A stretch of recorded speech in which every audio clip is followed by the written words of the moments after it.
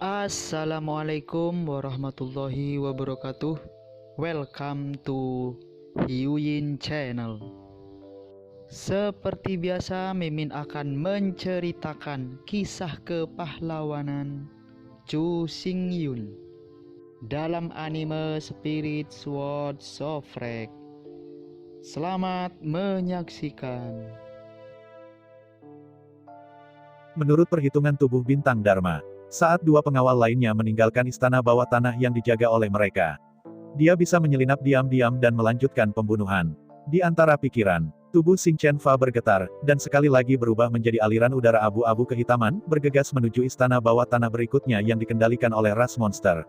Sisi lain, seperti yang dinilai oleh Badan Hukum Bintang, pihak lain telah menemukan biksu monster di istana bawah tanah dan menghilang dengan aneh. Dengan marah, penjaga di pintu masuk istana bawah tanah memblokir pintu masuk istana bawah tanah untuk pertama kalinya. Dan melalui metode rahasia klan monster, panggil dua mitra untuk datang membantu.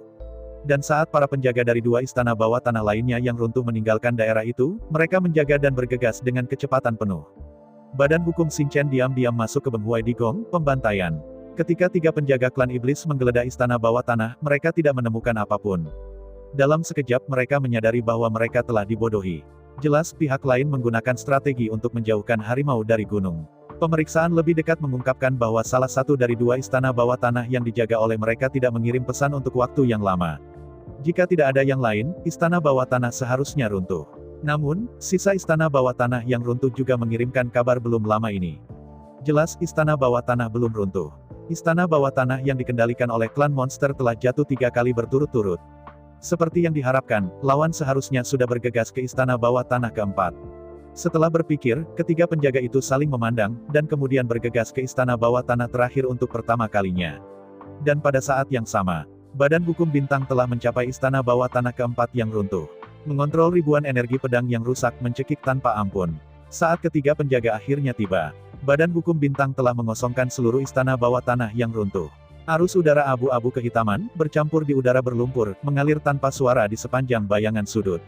Bahkan, arus udara abu-abu kehitaman yang ditransformasikan oleh Badan Hukum Bintang melewati tiga penjaga klan iblis, tetapi pihak lain tidak dapat menemukannya.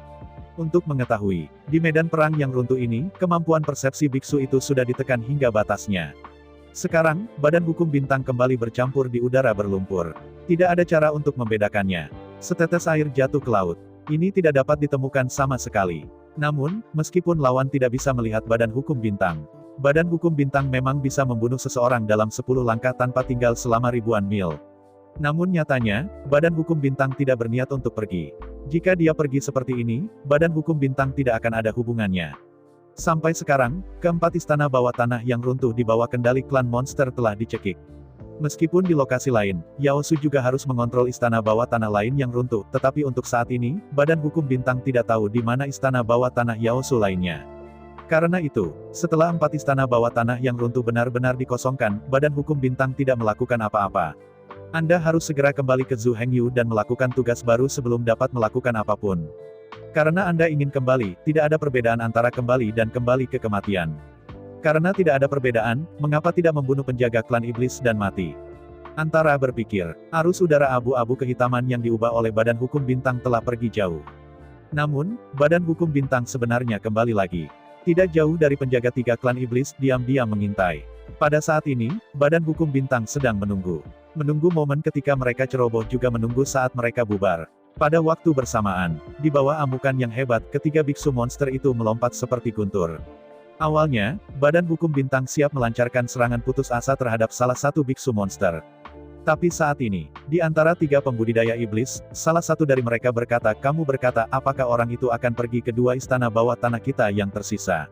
Saling memandang, salah satu biksu monster Rache berkata, "Tidak, hanya sedikit orang yang tahu bahwa dua istana bawah tanah itu milik monster Rache, jadi orang itu tidak boleh pergi ke sana." Tapi, saling memandang dengan ragu-ragu, kekhawatiran di wajah ketiga pembudidaya iblis tidak pernah pudar. Atau, mari kita pergi dan melihat secara terpisah, kata salah satu biarawan monster. Menghadapi lamaran ini, kepala kultivator iblis menggelengkan kepalanya dengan datar dan berkata, "Tidak. Sama sekali tidak. Meskipun orang itu menghindari kita, kekuatan pribadinya sangat kuat, dan dia pasti memiliki kekuatan untuk membunuh salah satu dari kita.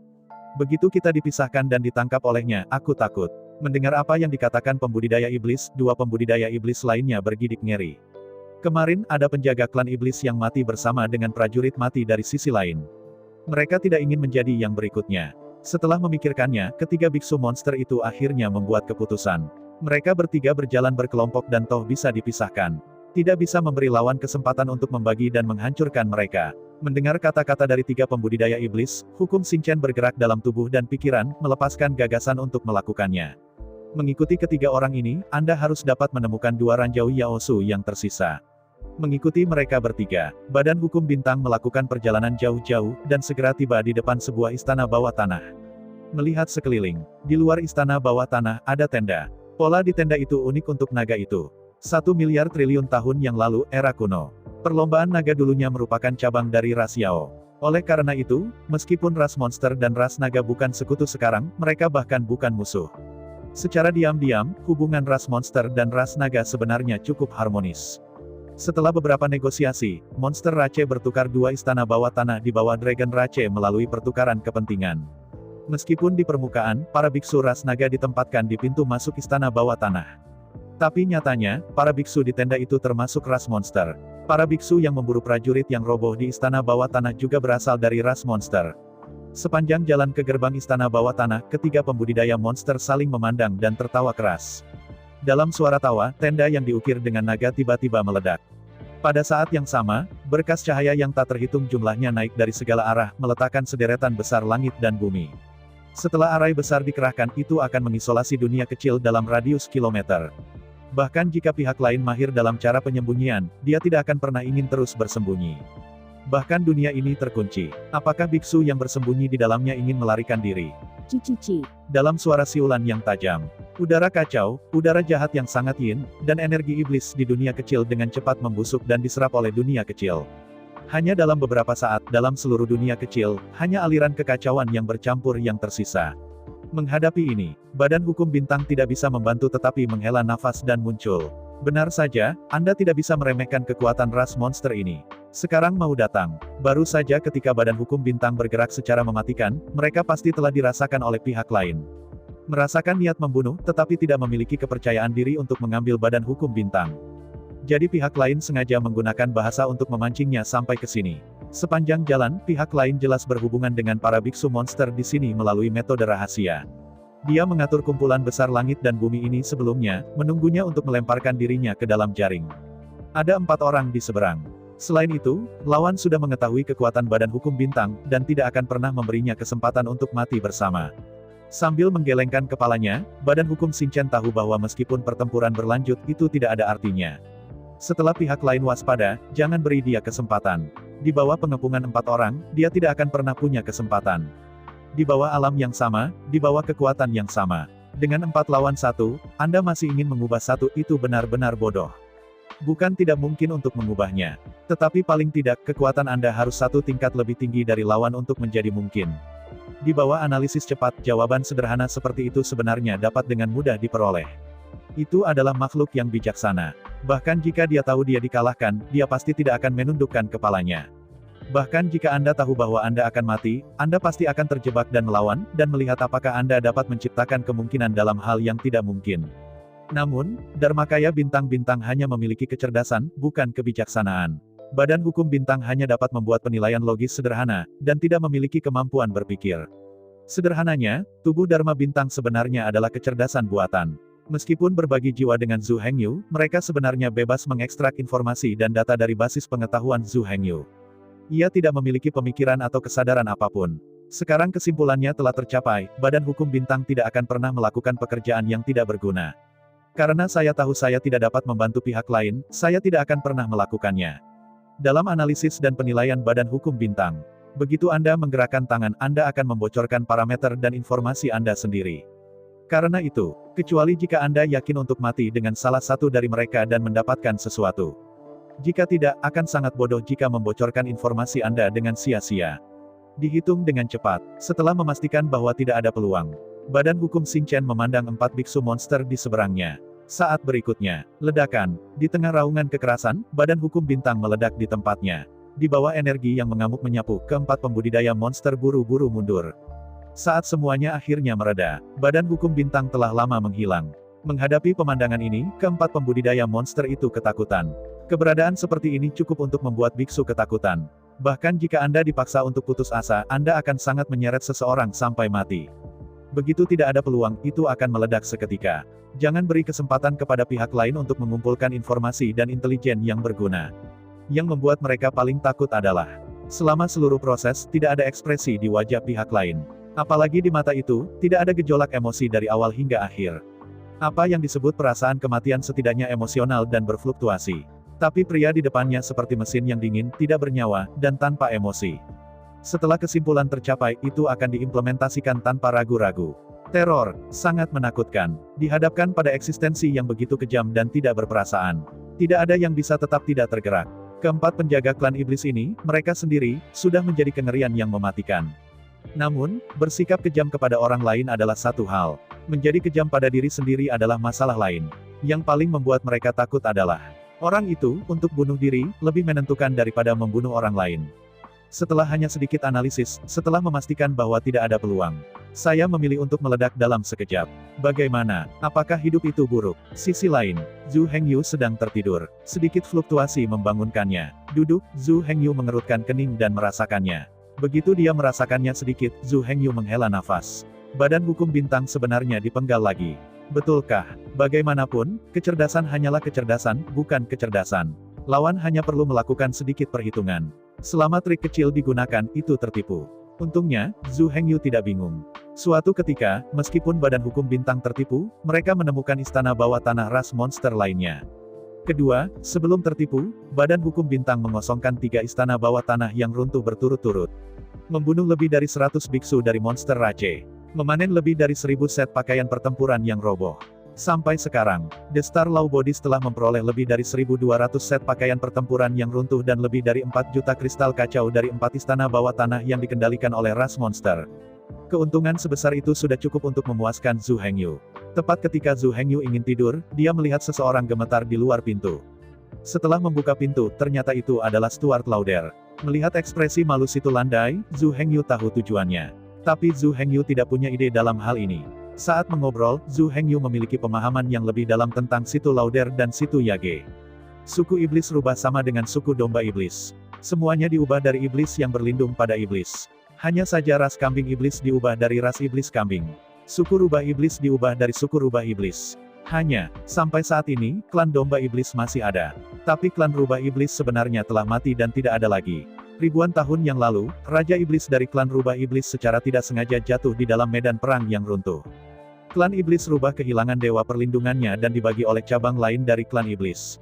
Suku rubah iblis kaya akan wanita cantik. Apalagi kecantikan dari suku Demon Fox tidak hanya cantik dari segi penampilan, tapi juga seksi pada tubuhnya. Hal yang paling langka adalah kecantikan suku Demon Fox semuanya centil dan menawan. Oleh karena itu, terlalu banyak orang yang memiliki ide untuk memukul kecantikan iblis rubah. Setelah kehilangan pelindung, keindahan suku Demon Fox dengan cepat dirampok. Ketika sebuah ras hanya memiliki laki-laki dan tidak ada perempuan, kematiannya hanya masalah waktu. Lauder dan Yage adalah keturunan dari Demon Emperor dari klan Demon Fox. Di dalam tubuh mereka, darah kaisar iblis dari klan rubah iblis mengalir. Di bawah pemahaman Zhu Hengyu, baik Yage dan Lauder memiliki darah klan rubah roh. Ciri terhebat dari garis keturunan rubah roh adalah ia dapat menghilangkan semua permusuhan. Kemanapun suku Spirit Fox pergi, itu tidak akan menyebabkan permusuhan. Bahkan jika mereka berjalan melewati sekelompok tentara yang roboh, mereka tidak akan diserang. Dua ras monster sebelumnya mengejar situ Yage, sebenarnya itu bukanlah permusuhan yang disebabkan oleh situ Yage itu sendiri. Itu adalah identitasnya sebagai klan iblis yang menarik pengejaran. Sepasang biksu monster tidak peduli apakah situ Yage penuh kebencian atau tidak. Mereka hanya ingin membunuh iblis dan mendapatkan eksploitasi. Tentu saja, jika darah klan rubah iblis benar-benar tidak menimbulkan permusuhan, itu akan terlalu lemah. Jenis darah ini, tidak peduli apapun, tidak bisa menjadi kaisar iblis. Nyatanya, tidak bermusuhan hanyalah tahap pertama. Bahkan jika mereka tidak berlatih, para pembudidaya suku rubah roh tidak akan dimusuhi oleh makhluk apapun. Tapi setelah latihan yang melelahkan, darah suku rubah roh secara alami mudah untuk mendapatkan dukungan dari semua makhluk. Ambil iblis rubah sebagai contoh. Alasan mengapa mereka binasa bukanlah karena orang-orang dari suku Demon Fox terbunuh. Faktanya, justru karena saya terlalu menyukainya, dan saya terlalu mencintai rubah iblis. Oleh karena itu kecantikan suku Demon Fox dirampok oleh orang lain, yang berujung pada matinya suku Demon Fox. Semua ras lain dihancurkan karena mereka dimusuhi oleh orang lain dan di bawah tekanan tentara. Hanya klan Demon Fox yang mati karena sangat disukai. Hal terpenting dari roh rubah adalah karakter roh. Roh ini bukanlah ruh jiwa, tapi ruh jiwa. Jiwa suku rubah roh secara alami mampu menyenangkan semua jiwa. Bahkan prajurit yang roboh dan roh perang dari panglima perang yang runtuh tidak terkecuali. Ide, Metal Novel, Home Spirit Sword Sovereign SSS Chapter 4605, Soul Power. Spirit Sword Sovereign Chapter 4605, Soul Power. Prefnex, Daftar isi. Settings, Situ Yage dan Situ Landai adalah darah Raja Iblis dari klan Rubah Iblis. Apalagi keduanya milik cabang yang sama. Situ Lauder adalah sepupu Situ Yage. Dua saudara perempuan memiliki kakek yang sama. Kekuatan darah dari klan Rubah Iblis dikombinasikan dengan kekuatan sihir dari klan Iblis. Dari nenek moyang Yage dan Lauder, menciptakan boneka ajaib dengan kekuatan magis. Yang disebut boneka ajaib ini didasarkan pada bakat garis keturunan dari klan Rubah Roh. Karena lawan tidak akan bermusuhan dan tidak akan melawan. Oleh karena itu, ia tanpa disadari mengikis jiwanya dengan energi iblis. Begitu jiwa lawan benar-benar di iblis. Kemudian Situ Yage dan Situ Lauder memiliki satu lagi boneka sakti. Tentu saja, semakin kuat kekuatan target, semakin lambat kecepatan pemurniannya. Dan semakin kuat kekuatannya sendiri, semakin cepat kecepatan pemurniannya. Dalam teori, selama mereka diberi cukup waktu, mereka dapat sepenuhnya menyempurnakan keberadaan yang ratusan kali lebih kuat dari mereka. Hingga saat ini, kedua saudari itu telah memperbaiki lebih dari selusin prajurit yang roboh sebagai penjaga pribadi. Sangat disayangkan bahwa di medan perang runtuh, para prajurit runtuh masih terlalu rentan. Satu secara tidak sengaja jatuh. Terakhir kali, Situ Yage diburu sebagai contoh. Situ Yage memanggil 18 tentara yang roboh. Namun, di bawah pencekikan bersama dari sepasang pembudidaya monster, hanya butuh kurang dari 10 napas waktu untuk membunuh mereka semua. Dapat dikatakan bahwa kekuatan para pembudidaya suku Spirit Fox tidak bergantung pada mereka. Itu sepenuhnya ditentukan oleh boneka ajaib mereka. Semakin banyak boneka ajaib yang mereka perbaiki, semakin kuat. Semakin kuat kekuatan mereka, semakin menakutkan. Ribuan tahun yang lalu, Demon Sovereign of the Demon Fox Clan memperbaiki 3 panglima perang yang merusak. Dan mengangkatnya ke ketinggian yang tak terbayangkan. Dengan 3 prajurit hancur, tidak terkalahkan untuk berpacu di medan perang hancur. Mendengar perkataan Stuart Lander, Zhu Hengyu tiba-tiba menjadi penasaran. Di bawah isyarat Zhu Hengyu, Situ Landai duduk bersila di depan Zhu Hengyu. Dengan lembut mengulurkan tangannya, telapak tangan Zhu Hengyu menghadap ke telapak tangan Stuart Landai. Saat berikutnya, pikiran spiritual Zhu Hengyu memasuki tubuh Situ Lauder. Di bawah penyelidikan Zhu Hengyu, kekuatan darah di tubuh Stuart Landai dengan cepat dipecahkan oleh Zhu Hengyu. Roh rubah, jangan bermusuhan. Perlahan membuka matanya, Zhu Hengyu mengerutkan bibirnya dengan jijik. Melihat Situ Landai dengan tatapan penasaran, Zhu Hengyu berkata, ada apa dengan tidak bermusuhan? Kekuatan garis keturunan Anda jelas merupakan kekuatan jiwa. Kekuatan jiwa. Setelah mendengar kata-kata Zhu Hengyu, Stuart Landai semakin penasaran. Mengangguk, Zhu Hengyu berkata, yang disebut kekuatan jiwa adalah kekuatan tertinggi. Jika digunakan sebagai metafora, itu akan setara dengan satu-satunya kekuatan sihir dalam warisan sihir iblis. Kekuatan jiwa, kekuatan Sun Luo, dan kekuatan api penyucian ada berdampingan. Alasan untuk tidak bermusuhan. Faktanya, itu adalah perintah jiwa dari klan rubah roh itu sendiri, mengandalkan kekuatan jiwa. Klan roh rubah secara tidak sadar pada kenyataannya, telah bergumam diam-diam di dalam hatinya jangan memusuhi saya, jangan sakiti saya. Kekuatan pemikiran ini ditransmisikan ke pihak lain melalui kekuatan jiwa. Kemudian secara alami mengeluarkan keputusan jiwa. Namun, ketetapan ini berdampak sangat buruk pada makhluk cerdas. Ambil contoh 2 biksu monster yang mengejar Situ Yage terakhir kali sebagai contoh. Meskipun dalam hati, mereka tahu bahwa mereka tidak boleh memusuhi kecantikan sebesar itu. Tapi pepatah lama berjalan lancar, kekayaan sangat menyentuh. Demi uang, bagaimana jika Anda sangat cantik? Mungkinkah itu? Apakah seorang perampok akan menghentikan perampokan karena orang lain itu cantik? Hanya makhluk tanpa kecerdasan atau rendah yang akan sangat terpengaruh. Meskipun, kekuatan magis boneka ajaib ini diciptakan oleh Raja Iblis dari klan Rubah Roh. Tapi dalam pandangan Zhu Hengyu, itu omong kosong. Tidak ada kekuatan nyata untuk menggunakan kekuatan jiwa sama sekali. Terus terang, yang disebut kekuatan supernatural boneka ajaib adalah seni penjinakan. Seperti yang kita ketahui bersama, ada 3 cara domestikasi. Cara pertama, sapi itu tidak minum air dan menekan kepalanya. Jika Anda tidak patuh, saya akan memukul dan menyiksa Anda. Gunakan metode kursif yang kuat untuk membuat lawan menyerah sepenuhnya. Cara kedua, manfaatkan situasi, beri makan, dan rukun. Biarkan pihak lain secara bertahap menjadi akrab dengan keberadaan mereka sendiri. Melalui waktu yang lama untuk bergaul itu dijinakkan secara halus. Pada dasarnya, para gembala menjinakkan kuda dengan cara ini. Cara ketiga, ini adalah metode keluarga rubah yang lebih umum digunakan. Tidak ada cara yang dipaksakan. Sebaliknya, biarkan pihak lain dengan rela menyerah melalui pesonanya sendiri. Beberapa orang mungkin berkata, bukankah ini pesona keluarga rubah? Sebenarnya tidak. Pesona untuk sementara waktu membingungkan pihak lain melalui kekuatan mental. Seperti orang mati berjalan atas belas kasihan Anda. Oleh karena itu, pesona hanya dapat memikat target yang mirip dengan diri sendiri dan lebih lemah dari diri sendiri. Dan waktu untuk pesona terbatas. Setelah Anda menggunakan Yuan Qiang dan tujuan Anda, sedikitnya itu akan menjadi tidak valid, tapi itu akan dibalas. Kekuatan jiwa berbeda. Selama pihak lain memiliki jiwa, dia secara alami akan mendekati kekuatan jiwa. Bahkan keruntuhan prajurit yang kacau, semangat perangnya adalah kekuatan jiwa. Ini berbeda dari pesona. Pesona adalah membuat orang lain menyukai, atau bahkan jatuh cinta pada diri sendiri. Namun, klan roh rubah tidak membuat target jatuh cinta pada dirinya sendiri. Tapi menjadi kerabat dari target. Tepatnya, lawan akan memperlakukan suku Spirit Fox sebagai anaknya sendiri. Apalagi domestikasi ini bersifat permanen. Bahkan jika kekuatan lawan jauh lebih tinggi dari klan roh rubah, itu tidak akan berubah.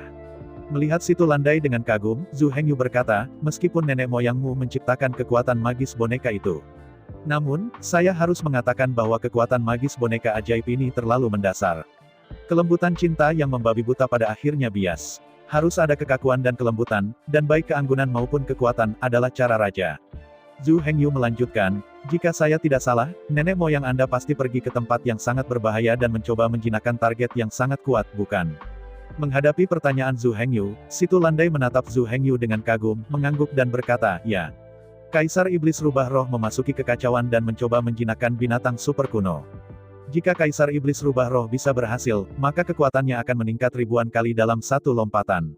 Sangat disayangkan bahwa Kaisar Roh Rubah gagal. Dia tidak hanya gagal menjinakkan binatang super purba itu, dia juga terjebak di sana dan tidak bisa mendapatkannya. Tentu saja, jika sampai pada kegagalan itu bukanlah kegagalan mutlak. Karena binatang purba itu, dia benar-benar menganggap Kaisar Iblis Rubah Roh sebagai anaknya sendiri. Sayangnya, binatang purba itu sadar dan bijaksana. Sederhananya, Raja Iblis Rubah Roh setara dengan menemukan ibu yang mendominasi. Dan ibu yang sombong tidak mengizinkannya berlarian. Oleh karena itu, Kaisar Iblis Rubah Roh terjebak di sana dan tidak bisa pergi kemana-mana. Dengan bersemangat, Zhu Hengyu berkata kepada situ landai, waktu hampir habis, panggil Yage, ayo kita segera berangkat. Merancang. Mendengar perkataan Zhu Hengyu, Stuart landai terlihat bingung. Melihat ekspresi bingung situ landai, Zhu Hengyu melambaikan tangannya dan berkata, aku tahu kamu memiliki keraguan, tapi sekarang bukan waktunya untuk menyelesaikan keraguanmu. Sekarang, kamu segera bangunkan Yage, jika kamu memiliki pertanyaan, mari kita bicara di jalan. Mendengar perkataan Zhu Hengyu, Stuart tidak banyak bicara, dan segera meninggalkan ruangan. Segera, situ Yage juga tampak kosong, dan di bawah kepemimpinan situ landai, dia memasuki kamar Zhu Hengyu. Setelah bertemu dengan kedua gadis itu, Zhu Hengyu terlalu malas untuk menjelaskan. Dia membawa kedua wanita itu langsung dan pergi. Saat ini, langit sudah cerah. Sepanjang jalan keluar desa, Zhu Hengyu langsung menyalakan demonisasi. Mengondensasi tubuh iblis dan sayap iblis. Melihat pemandangan ini, situ Lauder dan situ Yage tidak berani mengabaikannya. Untuk pertama kalinya, tubuh iblis dan sayap iblis terkondensasi. Mengikuti Zhu Hengyu, dia terbang menuju kejauhan dengan kecepatan penuh. Terbang jauh-jauh. Kelompok 3 segera tiba di depan Freedom Palace One. Dengan kedua gadis itu, Zhu Hengyu bergegas menuju alun-alun tengah istana bawah tanah dengan kecepatan penuh. Sepanjang jalan ke alun-alun, jauh sekali. Aku melihat panglima perang yang roboh berkeliaran di sekitar takhta di tengah alun-alun. Melihat pemandangan ini, Zhu Hengyu berkata, apa yang masih kamu tunggu? Pergi dan perbaiki dia. Apa? Dengarkan apa yang dikatakan Zhu Hengyu. Lauder dan Yage tiba-tiba menyalakan mata mereka karena kegirangan. Meskipun, mereka memang memiliki kekuatan dan kemampuan untuk menjinakkan dan menghancurkan panglima perang. Tapi ketahuilah, mereka tidak dapat menemukan lokasi pasti dari istana bawah tanah yang runtuh di tingkat pertama. Bahkan jika ditemukan, itu tidak berguna sama sekali. Toh, waktu domestikasi mereka sangat lama. Sebelum mereka dijinakkan, panglima perang yang pingsan telah dipenggal oleh biksu lain. Adapun runtuhnya medan perang sekunder. Setiap medan perang yang runtuh memiliki tuannya sendiri. Semua dikendalikan oleh ras utama dan kekuatan besar. Oleh karena itu, meskipun mereka memiliki kemampuan, mereka tidak berani melakukannya sama sekali. Seorang panglima perang yang runtuh di medan perang tingkat kedua yang runtuh tidak hanya memiliki kemungkinan 20% menjatuhkan pedang perang yang runtuh dan baju besi yang runtuh. Selain itu, 20.000 kristal chaos pasti akan jatuh. Jika mereka berani diam-diam menghancurkan perang dan menyempurnakannya. Konsekuensinya terlalu serius. Dihukum saat terang, tapi dibunuh. Oleh karena itu, kedua saudari ini hanya bisa menjinakkan pejuang keruntuhan biasa. Mereka bahkan tidak berpikir tentang jatuhnya panglima perang. Melihat tatapan tercengang dari kedua saudara perempuan itu, Zhu Hengyu mengerutkan kening dan berkata, tunggu apa lagi, kalian berdua pergi bersama, siapapun yang dijinakkan akan menjadi milik. Sial, mendengar kata-kata Zhu Hengyu, Situ Yage dan Situ Landai saling memandang. Kemudian dengan jeritan tajam, dia bergegas menuju pusat alun-alun dengan kecepatan penuh. Karena darah keluarga rubah roh dan kekuatan jiwa, para prajurit yang pingsan tidak akan menyerang kedua saudari itu. Oleh karena itu, kedua saudara perempuan itu bergegas ke alun-alun dan tiba di depan prajurit yang roboh tanpa permusuhan atau serangan. Melihat kedua wanita itu berjalan-jalan di halaman yang santai, mereka bergegas ke depan Jenderal Beng Huai. Zhu Hengyu tidak bisa menahan nafas. Benar saja, kekuatan jiwa suku rubah benar-benar melawan langit. Satu kiri dan kanan lainnya, Yage dan Lauder, kedua tangan memberi isyarat. Menghadapi panglima perang yang roboh, dijinakkan. Menghadapi domestikasi kedua wanita itu, runtuhnya perang akan tiba-tiba menjadi mudah tersinggung. Awalnya, dia masih jalan-jalan. Tapi sekarang, dia mondar-mandir dengan sangat cemas, terlihat khawatir. Zhu Hengyu juga tidak bisa membantu banyak. Meskipun teknik domestikasi ini sebenarnya tidak terlalu pintar. Tapi tidak mungkin, untuk saat ini baru bisa digunakan dulu. Meskipun Zhu Hengyu dapat membuat teknik domestikasi yang lebih baik, itu akan membutuhkan waktu. Apalagi butuh waktu bagi kedua wanita itu untuk belajar, menguasai, dan berlatih. Tapi sekarang, 4 istana bawah tanah Yaosu, dan panglima perang yang runtuh di Freedom Land Palace nomor 1, semuanya menganggur di sana. Mengapa menyia-nyiakannya? Waktu berlalu dari menit ke menit. Akhirnya, panglima perang yang roboh akhirnya stabil. Dia berjalan perlahan di belakang Situ Lauder dan berdiri di sana tanpa suara. Yahoo! Melihat pemandangan ini, Situ Lauder bersorak. Dalam kegembiraan, Situ Lauder tidak bisa membantu tetapi melompat. Melihat Situ Lauder yang melompat kegirangan, Zhu Hengyu menggelengkan kepalanya. Setelah itu, Zhu Hengyu berkata dengan lantang, waktunya hampir habis, ayo kita segera berangkat. Mendengar kata-kata Zhu Hengyu, Stuart Landai dan Situ Yage bingung.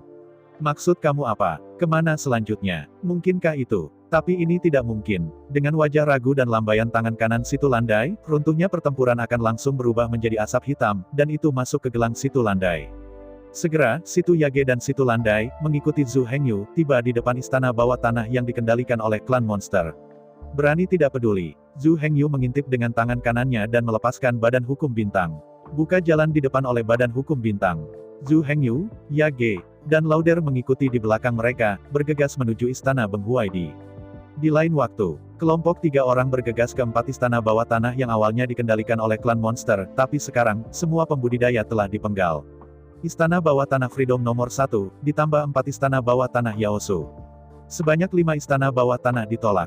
Situ Lauder telah menghaluskan 3 tentara yang runtuh. Dan Situ Yage juga telah memperbaiki 2 panglima perang yang runtuh, hanya 1 panglima perang yang runtuh yang sempurna. Melihat pemandangan ini, hati Zhu Hengyu bergerak sedikit. Dia berbalik tiba-tiba, membawa kedua wanita dan badan hukum bintang, dan bergegas menuju Istana Kebebasan pada tanggal 6. Hanya beberapa hari sebelum putaran medan perang yang runtuh ini dibuka. Semua panglima perang Bengali di Istana Beng Kui belum dipenggal. Oleh karena itu, Zhu Hengyu menetapkan tujuannya di Istana Kebebasan pada tanggal 6. Sampai ke Freedom Palace ke-6. Zhu Hengyu tidak maju. Sebaliknya, mereka mengirim badan hukum bintang untuk menantang. Freedom Palace nomor 6 ada di tangan suku kelelawar. Suku kelelawar awalnya ingin menjadi bagian dari suku Feng. Namun, Feng Clan tidak menganggap kelelawar adalah burung. Meski kelelawar bisa terbang, mereka bukan burung. Meski memiliki sayap seperti burung, ia tidak memiliki bulu seperti burung. Dan mereka bukan hewan yang lahir dari telur, mereka vivipar. Kelelawar adalah sejenis mamalia, dan kelelawar memiliki gigi, tetapi burung tidak. Jadi secara umum perbedaan antara kelelawar dan burung sangat besar. Selain memiliki sepasang sayap, kelelawar tidak memiliki karakteristik yang seharusnya dimiliki burung. Oleh karena itu, klan Feng dengan tegas mengecualikan klan kelelawar dari klan Feng. Monster Rache bersedia menerima Bet Rache. Tapi suku kelelawar sedikit lebih rendah dari suku monster. Oleh karena itu suku kelelawar sendiri yang membentuk suku kelelawar. Kekuatan dan kekuatan suku kelelawar sangat sakti. Suku kelelawar menyukai tempat yang gelap dan lembab. Berkembang biak dan berkembang dalam komunitas. Biasanya, ada 1 atau 2 juta kelelawar dalam satu kelompok. Karena jumlahnya yang cukup banyak, elit suku Bet juga bermunculan tanpa henti. Apalagi bakat rasial suku kelelawar adalah untuk darah. Dengan menyerang, Anda dapat mengekstrak energi darah lawan dan mengubahnya menjadi energi Anda sendiri. Oleh karena itu, jika Anda tidak dapat membunuh biksu klan kelelawar dalam waktu singkat, kemudian seiring pertempuran berlanjut, suku Bet pasti akan menang. Apalagi suku kelelawar pandai bersembunyi, dan bisa dikatakan mereka datang dan pergi tanpa jejak. Kebanyakan ras tidak berani memprovokasi suku kelelawar. Setelah Anda menyinggung suku kelelawar, Anda akan menderita gangguan tak terbatas dan diburu oleh suku kelelawar. Dalam kegelapan, pembunuhan suku kelelawar tidak mungkin dicegah. Semua menyinggung dan membuat marah rakyat dan kekuatan suku kelelawar. Hasil akhirnya sangat menyedihkan. Karena itu, tidak ada yang berani membuat onar di istana bawah tanah yang ditempati suku kelelawar. Namun, ada pengecualian untuk semuanya. Belum lagi yang lain, Zhu Hengyu sendiri tidak menempatkan suku kelelawar di matanya. Badan Hukum Bintang muncul di depan Istana Kebebasan pada tanggal 6. Pengawal suku kelelawar melancarkan tantangan. Dalam menghadapi tantangan, kami tidak bisa menolak. Bagaimanapun juga Anda tidak memukul orang lain, tetapi orang lain ingin memukul Anda. Pemenangnya memiliki kendali atas istana bawah tanah. Yang kalah kehilangan kendali atas istana bawah tanah. Harus mengatakan, kekuatan individu biksu klan kelelawar masih lebih tinggi daripada biksu klan monster. Hal yang paling merepotkan adalah bakat yang memakan darah dari para biarawan klan kelelawar. Bakat fagositik tidak hanya menelan darah, tetapi juga energi kehidupan. Karena itu, jika Anda tidak bisa dengan cepat mengalahkan lawan, seiring waktu, biksu suku kelelawar akan menang. Untungnya, tujuan Zhu Hengyu bukanlah untuk mengalahkan biksu klan kelelawar. Memanfaatkan badan hukum bintang untuk memimpin penjaga klan kelelawar. Zhu Hengyu membawa Situ Yage dan Situ Lauder ke istana bawah tanah dengan tenang. Di bawah kepemimpinan Zhu Hengyu, mereka bertiga menemukan jalan yang sangat terpencil dan berkendara menuju alun-alun pusat istana bawah tanah. Tidak ada kejutan di sepanjang jalan. Ketiganya dengan cepat tiba di alun-alun. Dihadapkan dengan Zhu Hengyu, Situ Yage, dan Situ Landai yang begitu berani, wajah mereka memucat karena terkejut. Jika ini ditemukan oleh seseorang, itu tidak akan diserang oleh kelompok. Melihat kedua wanita itu ketakutan, Zhu Hengyu tidak bisa menahan tawa. Dengan lambaian tangan kanannya, Badan Hukum Suantian langsung dipanggil. Di bawah perintah Zhu Hengyu, Badan Hukum Suantian mencabut pedang Suantian, bergegas ke alun-alun tak terhentikan, dan menebas seperti melon dan sayuran. Pada waktu bersamaan, Zhu Hengyu berkata kepada kedua wanita itu, waktunya hampir habis, jadi cepatlah. Menghadapi desakan Zhu Hengyu, meski kedua wanita itu sangat ketakutan. Namun, ketika masalah selesai, mereka tidak bisa menahan diri. Segera kedua wanita itu bergegas ke sisi Warlord Bengdeai, memurnikan dengan semua kekuatan mereka. Setengah jam kemudian, Panglima Perang yang roboh akhirnya tenang dan berjalan diam-diam di belakang Situ Yage. Sejauh ini, Situ Yage dan Situ Landai sama-sama memperbaiki 3 Panglima Perang yang runtuh. Hanya dalam satu malam, kekuatan kedua wanita itu meningkat lebih dari 10 kali lipat. Di bawah kekuatan gabungan dari 6 panglima perang yang runtuh, kekuatan pertahanan dan kekuatan destruktif sangat menakutkan. Terutama ketika datang untuk memburu tentaranya yang roboh, itu benar-benar tak terkalahkan dan tak terkalahkan. Melihat kedua wanita itu sangat gembira, Zhu Hengyu tidak bisa menahan menggelengkan kepalanya. Melihat dua gadis cantik itu, Zhu Hengyu berkata, untuk saat ini, gunakan dulu, dan kemudian pergi ke medan perang runtuh yang lebih maju, dan kemudian ganti ke yang lebih kuat. Mendengar perkataan Zhu Hengyu, Stuart Landai berkata tidak. Tidak perlu. Meskipun untuk saat ini, kekuatan jenderal yang tumbang ini masih sangat lemah. Namun, seiring berjalannya waktu, kekuatan kedua jenderal yang tumbang juga akan meningkat pesat. Selama Anda mengendalikan mereka, bunuh tentara yang roboh. Mereka dapat menyerap kekuatan kehancuran dan dengan cepat meningkatkan kekuatannya. Nenek moyang mereka, Kaisar Iblis dari klan Rubah Iblis, sama sekali tidak serakah.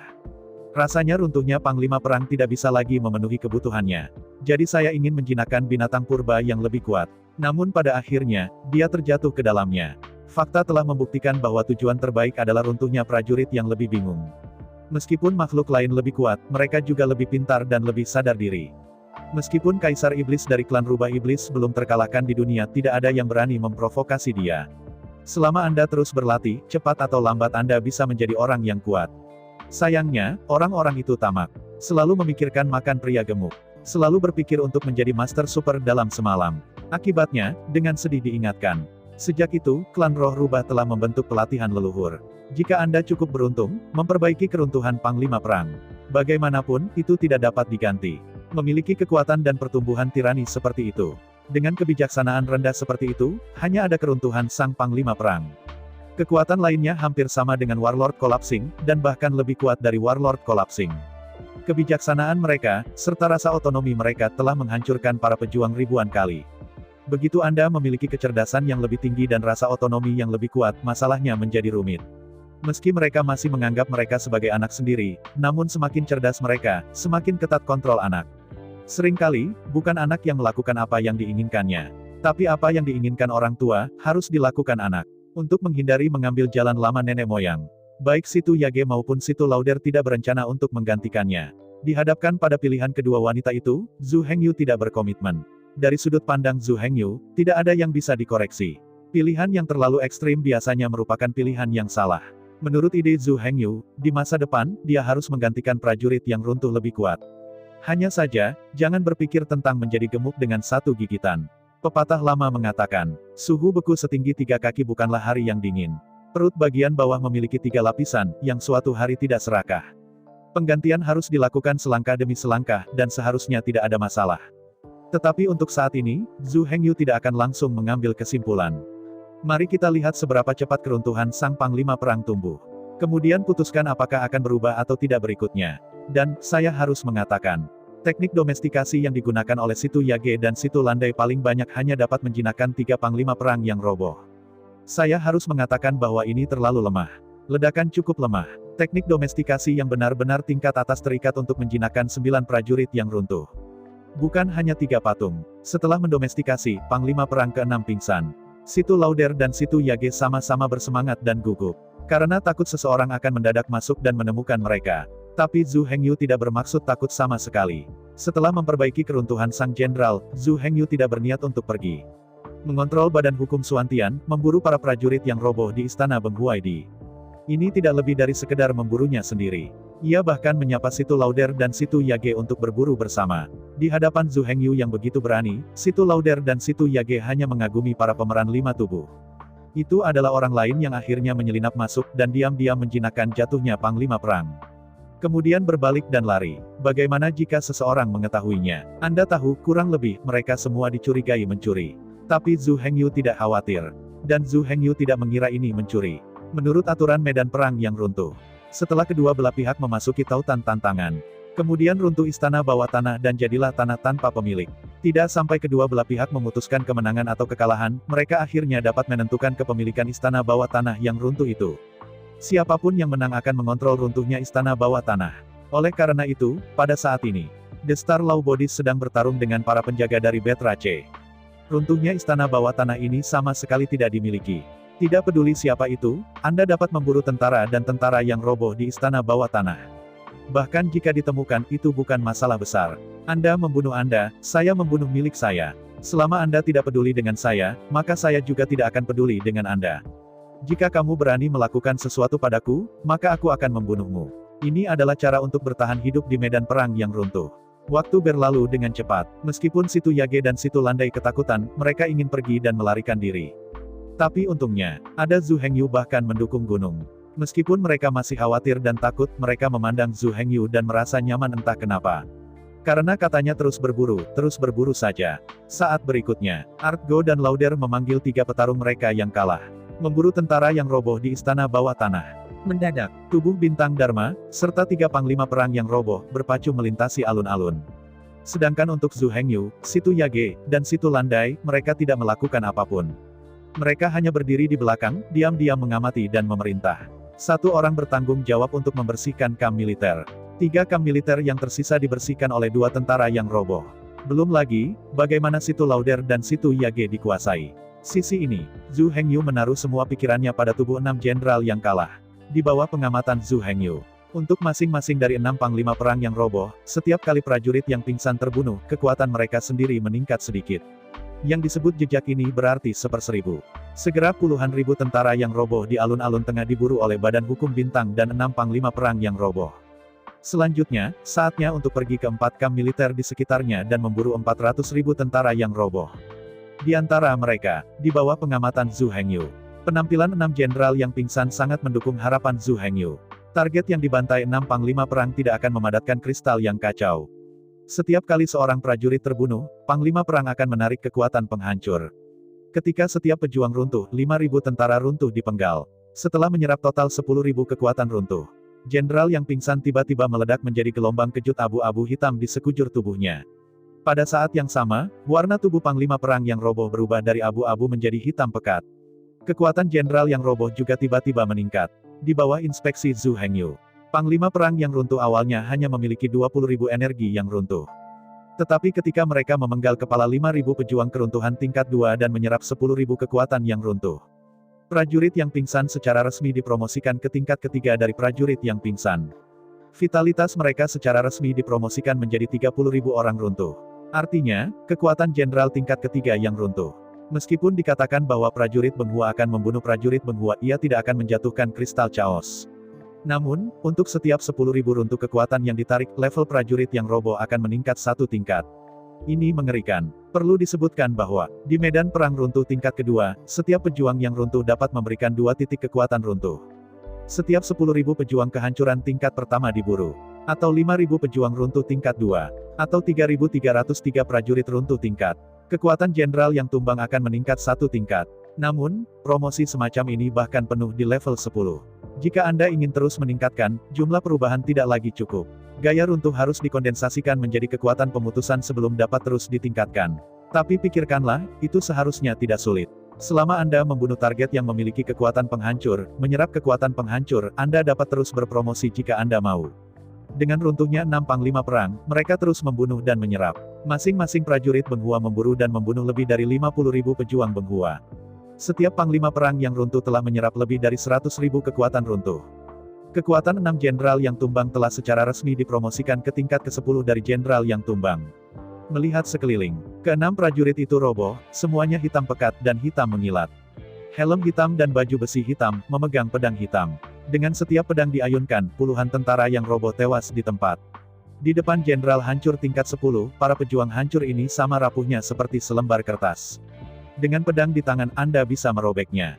Perlu disebutkan bahwa, setelah jatuhnya Panglima Perang, setelah mencapai tingkat ke-10, selanjutnya, saat terus memburu tentara yang roboh, kristal yang kacau masih tidak akan mengembun. Terlebih lagi, setiap kali kekuatan dari prajurit yang roboh ditarik, kekuatan dari jenderal yang roboh masih ditingkatkan. Hanya saja 10.000 kekuatan yang runtuh dapat ditingkatkan ke satu tingkat. Tapi sekarang, dibutuhkan 1.000.000 kekuatan yang runtuh untuk maju ke level berikutnya. Konsumsi ini terlalu besar. Kekuatan 1.000.000 keruntuhan sama dengan 1.000.000 kristal yang kacau. Sekali diburu oleh runtuhnya keinginan perang, itu tidak akan memadatkan kristal yang kacau. Asli, Zhu Hengyu juga berencana merekrut beberapa biksu lagi dari suku rubah roh. Bentuk tentara yang runtuh. Tapi sekarang sepertinya ini benar-benar tidak bisa dibentuk. Setidaknya, untuk saat ini, Zhu Hengyu tidak mampu untuk terbentuk. Kekuatan 6 juta runtuh. Artinya, 6 juta kristalisasi yang kacau dapat membuat 6 Panglima Perang runtuh dan berpromosi menjadi Panglima Perang yang rusak. Di sisi Zhu Hengyu, kristalisasi kekacauan juga sangat dibutuhkan sekarang. Jika tidak, Kong memiliki lebih dari 1.000 set jas yang roboh, tetapi tidak ada cukup kristal yang kacau untuk memadatkan inti bintang. Oleh karena itu, dalam waktu singkat, Zhu Hengyu benar-benar memiliki energi yang lebih dari cukup. Bagaimanapun, Suantian adalah inti dari Zhu Hengyu.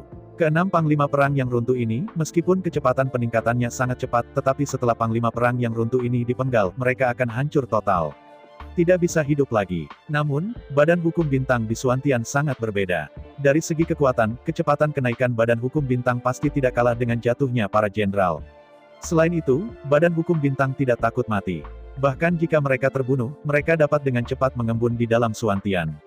Jadi untuk saat ini, 6 Panglima Perang yang roboh ini hanya bisa sampai di sini dulu. Bahkan Zhu Hengyu mulai mempertimbangkan apakah perlu menambah jumlah dari 3 Panglima Perang yang runtuh menjadi 9. 3 dan 9 memang 3 kali lebih buruk jumlahnya. Mengi terdengar seperti 9 pasti lebih baik dari 3. Namun nyatanya, ada pepatah lama di sini yang benar-benar berhasil. Pepatah lama mengatakan bahwa tentara lebih mahal tidak terlalu mahal. 9 yang biasa-biasa saja tidak sebagus 3 elit, ini tidak bisa dihindari. Awalnya, Zhu Hengyu masih menertawakan Raja Iblis dari klan Rubah Iblis. Teknik domestikasi yang dibuat hanya dapat mengontrol 3 Panglima Perang yang roboh, yang levelnya terlalu rendah. Tapi sekarang aku memikirkannya, Raja Iblis dari klan Rubah Iblis mungkin tidak dapat membuat level domestikasi yang lebih tinggi. Faktanya, bahkan jika teknik domestikasi yang lebih canggih dikembangkan, teknik ini tidak dapat mempertahankannya. Sumber daya yang dibutuhkan untuk 3 Panglima Perang yang runtuh hampir tidak terbatas. Jika jumlahnya banyak, tidak akan ada cukup sumber daya untuk dibudidayakan. Sumber daya terbatas. Jika sumber daya yang terbatas dibubarkan lagi, bukankah sumber daya akan semakin langka? Apalagi, meski 1 orang dan 3 prajurit kalah, tampaknya sedikit kurang. Tapi situ Yage dan situ Lauder, ada 6. Saya bisa sendiri. Panglima perang runtuh tingkat 10 sebenarnya setara dengan badan hukum bintang saat ini. Kekuatan 6 panglima perang yang runtuh ini, di medan perang tingkat 2 yang runtuh cukup untuk berfungsi sebagai penjaga untuk menjaga istana bawah tanah. Meskipun, setelah jenderal pertempuran dipenggal, dia benar-benar menghilang. Tapi kecuali badan hukum bintang, yang tidak akan pernah mati. Faktanya, setelah penjaga dari ras lain dipenggal, bukankah mereka akan menghilang sepenuhnya? Dan yang paling penting, selama Zhu Hengyu berpikir, dia bisa menyelesaikan masalah ini sepenuhnya. Selama ada 3 cabang Willow pengganti dengan Liu Mei, semua masalah bisa diselesaikan. Setelah 6 panglima perang ini runtuh, mereka mengalami pukulan yang menghancurkan. Pohon Willow pengganti akan membantu mereka bertahan dari malapetaka. Selain itu, 6 panglima perang yang roboh ini akan dipindahkan ke Suantian. Di sana, itu benar-benar aman. Hingga saat ini, 3.000 cabang pohon Willow telah berakar di dunia misterius. Berakar di pusaran kekacauan. Kontrol penuh ada di tangan Zhu Hengyu. Bahkan jika Liu Mei ingin menggunakannya, dia harus melamar ke Zhu Hengyu. 6 orang suci agung Suantian Zhu Hengyu, Du Tian, Hao Tian, Liu Mei, Zhang Chunhua, Nir. Mereka semua cocok dengan alam surga. Sebagai orang suci Suantian, mereka dapat meminjam kekuatan langit dan bumi. Itu karena mereka sendiri sudah menjadi bagian dari dunia. Melihat situ Landai dan situ Yage, Zhu Hengyu dengan cepat menimbang hatinya. Saya ucapkan banyak terima kasih kepada teman-teman yang telah menonton video yang saya tampilkan. Untuk video selanjutnya bisa standby di channel ini. Terima kasih.